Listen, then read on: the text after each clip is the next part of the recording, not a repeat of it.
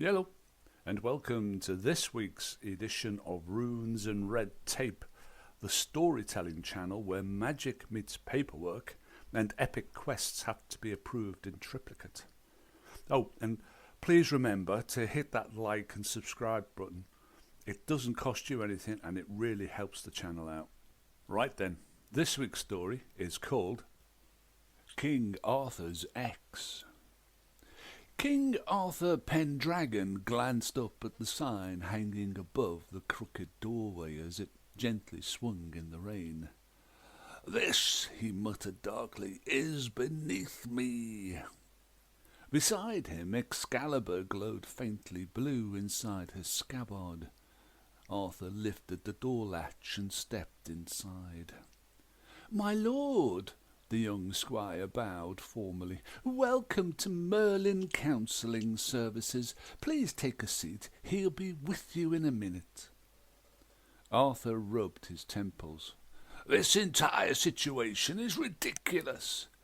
"Oh, I'm ridiculous," snapped Excalibur. "I suppose wanting basic emotional maintenance is ridiculous now." "But you're a sword. And you are avoiding the issue." Rain drummed softly against Camelot's cobbled streets, while somewhere inside the building a woman could be heard sobbing uncontrollably. Moments later a muffled roar shook the windows. Arthur glanced sideways. What in God's name was that? "A shield," said Excalibur flatly. "She has abandonment issues." The door creaked open before Arthur could reply.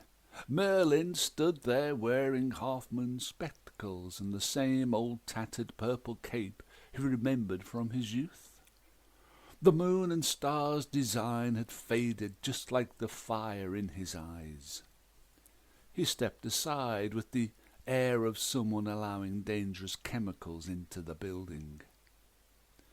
Arthur gritted his teeth as he took a seat and placed Excalibur on the table. "Arthur, Excalibur," Merlin sighed. "It's lovely to see you both. How can I help?" The office smelled faintly of lavender and ancient despair. Arthur glanced over at a hole in the wall. Merlin followed his gaze. "Oh, don't worry about that. Yesterday Thor's hammer got a little upset and stormed out, but forgot to use the door." Arthur blinked. "Thor's hammer attends counselling?" Merlin gave him a long look. "Arthur, it once spent 400 years embedded in a mountain because it felt emotionally unappreciated." "That seems excessive." Excalibur snorted. "You sulked for a month once because Guinevere forgot your birthday. That was entirely different." "It was not," chimed Excalibur. "You men just don't understand." "Oh, this is humiliating." Arthur stood up as if to leave. "You know what's humiliating?" hissed Excalibur. "Being used to open barrels of lime wash." Arthur looked genuinely offended. "That happened once." "It happened twice." Merlin opened a drawer and pulled out a vellum clipboard large enough to stun cattle. "Right then," he announced. "You seem to have made a start, so let's carry on. Oh, and please do sit down." He waved his quill in Arthur's direction, causing a drop of ink to splatter on his desk. Merlin's office resembled the private study of a wizard who had slowly lost a war against self-help literature. Bookshelves groaned beneath titles such as Healing Your Inner Goblin and Healthy Boundaries for Possessed Armour, or even So Your Apprentice Has Turned You into a Newt. Arthur slumped heavily in the chair opposite Merlin's desk. In her scabbard, Excalibur remained prostrate on the desk, glowing with theatrical resentment. Merlin dipped his quill. "Now," he said carefully, "why exactly are we here today?" Excalibur answered immediately. "He doesn't love me any more," she sniffed. Arthur closed his eyes. But nothing," interrupted Excalibur. She paused, holding back a tear. "Go on. I want to hear you say it isn't true." "Oh, come on, this is completely absurd." "See," she cried. "You cannot even deny it." "Well, I polish you regularly." "Oh, yes. Oh, silly me, I forgot. You polished me a few months ago on the anniversary of when we met." "Well, it has been an unusually busy year." "You used to polish me after every battle." Excalibur took a sharp breath. "Oh, I can still remember the thrill as your muscled hands rubbed my hardened Damascus steel edge on the freshly oiled sharpening stone. I smelt fresh and sulphurous. It was both intoxicating and invigorating in equal measure. But now," Arthur spread his hands, "we no longer have battles." "You could still make an effort." Merlin scribbled something on the clipboard. Arthur pointed accusingly. "What are you writing?" "Arthur displaying defensive behaviour," Merlin replied calmly. "I'm not defensive." Merlin continued writing. Arthur then displayed additional defensive behaviour. Arthur slumped deeper into the chair. "This is exactly why I hate wizardry." Excalibur's glow dimmed slightly. "You never take me anywhere any more," she said quietly. The room softened. Even Merlin stopped writing. Arthur looked at the sword for a moment before sighing heavily. "We're not 20 years old any more." "You promised we would always have adventures." "We had adventures for 15 years. Arthur could not entirely suppress a smile. "And they were wonderful." That, unfortunately, only encouraged her. "You remember the Wyvern of Northumberland?" "I remember being on fire," Arthur laughed. "You said I looked magnificent in the moonlight," Excalibur beamed. "That's true. You did look magnificent in the moonlight." "You don't say things like that any more." Arthur rubbed his tired eyes. "Excalibur, these days most of my royal duties involve grain taxation and delivery logistics. That is not my fault." "No," Arthur admitted. "But you stabbing the Minister of Agriculture every spring because you were bored became politically complicated." Merlin coughed into his hand. "For legal reasons, I should remind everyone that Camelot officially described that incident as an administrative misunderstanding." Arthur waved irritably. "The point is that things have changed." Excalibur's voice grew quieter. "You stopped carrying me. You preferred to use that flashy golden staff the goblins gifted you for saving their queen." The words lingered in the room. Arthur looked suddenly older. He leaned back slowly. "When I first pulled you from the stone," he said, "the kingdom was at war. Every road had bandits. Every forest had monsters. Every idiot with a horse thought he was destined to overthrow civilization." "That was our best period," Excalibur said wistfully. "You nearly got us both killed 7 times. 8, actually." Despite himself, Arthur smiled again. Then the smile faded.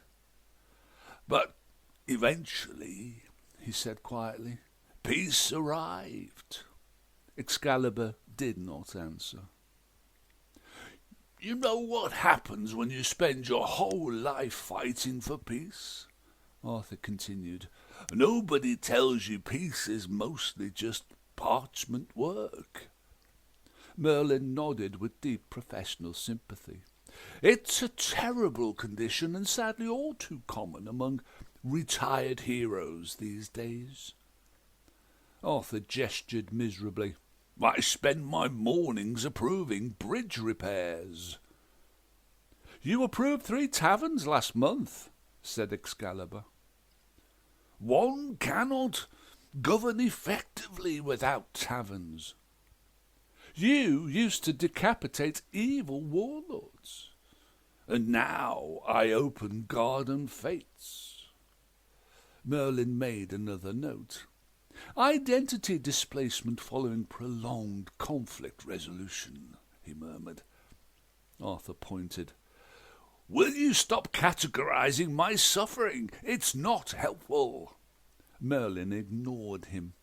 Excalibur's glow flickered uncertainly. I simply thought, she began softly, perhaps you no longer needed me. Arthur stared at her. Then, with unexpected gentleness, he said, Excalibur, I built an entire kingdom with you at my side. The sword brightened faintly. Yes, you did, didn't you? Arthur nodded.